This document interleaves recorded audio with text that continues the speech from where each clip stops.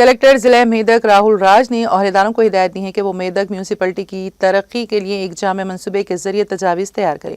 मंगल को जिला कलेक्टर राहुल राज ने मेदक म्यूनसिपलिटी के हुदूद में मुख्तलिफ वार्ड्स जिनमें children park, MLA camp office area के अलावा दीगर इलाकों का दौरा करके मुआयना किया। इस मौके पर खिताब करते हुए उन्होंने कहा कि मेदक हल्के के रुकन असम्बली माइनमपल्ली रोहित राव की कोशिशों से हुकूमत ने बल्दिया की तरक्की के लिए CDME ग्रांट के जरिए बड़ी मिकदार में फंड्स की मंजूरी के लिए मेजर सड़कों, ड्रेन्स की तामीर के लिए तजावीज़ तैयार करने को कहा है, जिस पर हंगामी मुआयना किया गया। जिला कलेक्टर ने म्यूनसिपल ओहदेदारों को हिदायत दी है कि वो तरजीही मसाइल पर गौर करते हुए इस सिलसिले में तजावीज़ तैयार करें जो मतलूबा इलाकों में लोगों के लिए मुफीद हों।